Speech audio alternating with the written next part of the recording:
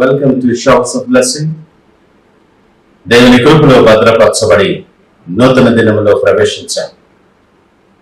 ఈనాటి దేవుని వాగ్దానం, మీరు శోధనలో ప్రవేశించకుండునట్లు మెలకువగా ఉండి ప్రార్థన చేయుడి. Watch and pray so that you will not fall in the temptation. మత్తయి సువార్త 26వ అధ్యాయం 41వ వచనం. Praise God. ఈ నూతన దినములు దేవుడు మీ కొరకు సిద్ధపరిచిన ప్రతి దీవెన ఆకాశపు వాకిళ్లు విప్పి మీ మీద కృంభరించునుగాక. మరి యొక్క నూతన దినాన్ని ఆరంభిస్తున్న నేపథ్యములో ప్రేమ కలిగిన వాగ్దానము ద్వారా దేవుడు మనల్ని దర్శిస్తూ ఉన్నాడు. మన మార్గములో సాతానుడి యుక్తిగా అనేక రకాలుగా శోధనలో మనం ప్రవేశించే రీతిలో మనలను శోధిస్తూ ఉంటాడు. అందుకే పరిశుద్ధాత్ముడు అంటున్నాడు కదా, దాంట్లో ప్రవేశించకుండా నీవు మెలకువగా ఉండాలి. రెండవది, నువ్వు ప్రార్థన కూడా చేయాలి. సాతాను అనేకసార్లు నీ పరిస్థితుల ప్రభావము చొప్పున నీవున్నటువంటి ఆ నేపథ్యాన్ని బట్టి, నువ్వు ఎదురు చూస్తున్న అవకాశాన్ని బట్టి, నీ ఆశను బట్టి అనేక రకములుగా నిన్ను శోధిస్తాడు. నువ్వు దారి తప్పటానికి నిన్ను ప్రోత్సహిస్తాడు. ఆశ చూపి నీ అవసరాన్ని ఎరగా వాడుకొని మానసికంగా శారీరకముగా నిన్ను సతమతమయ్యేలాగా చేసి దారి తప్పించే ప్రక్రియలో నిన్ను శోధిస్తూ ఉంటాడు.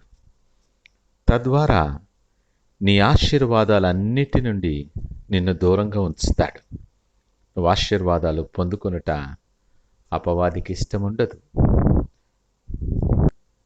ఎలాగైనా నిన్ను శోధనలో నెట్టివేయటానికి నిన్ను కన్ఫ్యూజ్ చేస్తాడు, నిన్ను భయపెడతాడు. అనేక విధములైనటువంటి నిరాశ నిస్పృహలతో నీ చుట్టూ ఒక వలయాన్ని ఏర్పరుస్తాడు. పరిస్థితులను బట్టి అనేక రకములైనటువంటి ఆకర్షణలు నీ ముందు తీసుకొని వస్తాడు. వీటన్నిటి ద్వారా ఏదో ఒక ఎర, ఏదో ఒక వలలో నువ్వు పడి బలహీనుడవై దేవునికి దూరస్తుడు కావాలని శోధన నీ దగ్గరకు తీసుకొని వస్తాడు సాతాను. దేవుడు అంటున్నాడు కదా, నువ్వు మెలకువగా ఉండాలి. దేవుడిచ్చిన జ్ఞానముతో నింపబడి మంచి చెడులు ఆలోచన చేయగలిగితే విజ్ఞత కలిగి పరిస్థితుల ప్రభావము చేత లేదా పరిస్థితుల నేపథ్యములో ప్రభావితము కాకుండా జాగ్రత్తగా మెలకువగా ఉండాలి. విశ్వాసములో నువ్వు మేలుకొని బలపడి ప్రార్థన చేయటానికి సిద్ధపడాలి. లేఖనమంటుంది, అవిశ్వాసులైన వారి మనోనేత్రాలకు ఈ యుగ సంబంధమైన దేవత గురుడితనము కలుగు చేస్తుంది. విశ్వాసములో బలహీనపడినప్పుడు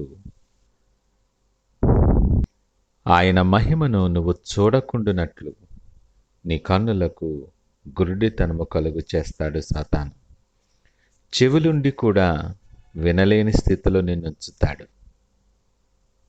మన ఇష్టానుసారమైన విధిలో, అప్రక్రియలు, పద్ధతులు జీవించే వెలుసుబాటు కలుగు చేస్తాడు. మనము వెలుగు సంబంధులముగా ఉండక చీకటి సంబంధులుగా జీవించటానికి ప్రోత్సహిస్తాడు.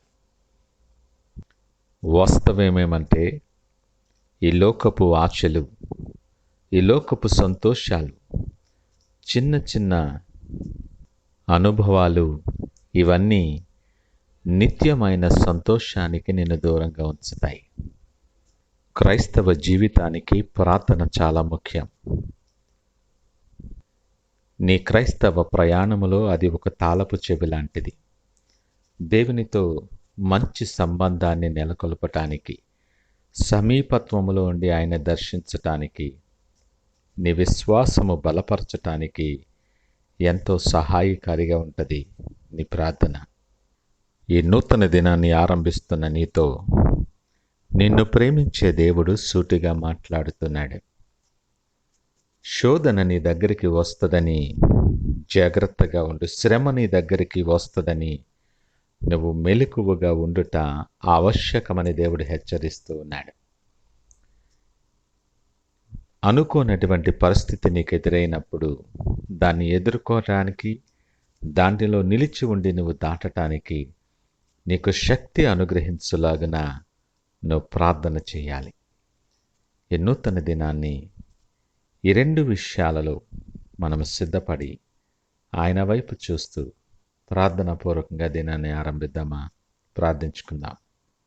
పరిశుద్ధుడు, ప్రేమ నమ్మకమైన మా యేసయ్య, స్తోత్రాలు, వందనాలు. అనేకమైన శోధనలు మా జీవితంలో వచ్చినప్పటికీ స్థిరపడి నీ కొరకు బలముగా నిలిచిండే బ్రతుకులు మాకు అనుగ్రహించారు. నీకు వందనాలు. శోధన మీ దగ్గరకు వచ్చినప్పుడు అందులో ప్రవేశింపకుండా మెలకువగా ఉండమని మాకు ఇచ్చిన ఆజ్ఞను బట్టి మీకు వందనాలు. పరిశుద్ధాత్ముడా, నిన్ను హత్తుకుని జీవించే కృప మాకు నేర్పించండి. మేము బలపడటానికి నీ సన్నిధిలో ప్రార్థన చేస్తూ ఉన్నప్పుడు వాడుక చొప్పున, అలవాటు చొప్పున కాదు కానీ నీకిష్టుడిగా మారబడటానికి శక్తి కలిగిన విశ్వాస ప్రార్థన చేయటం మాకు నేర్పించి మమ్మల్ని దీవించి మీరే మహిమ, ఘనత, ప్రభావాలు పొందమని యేసు నామమున అడిగి వేడుకొనుచున్నాము తండ్రి. ఆమేన్. God bless you.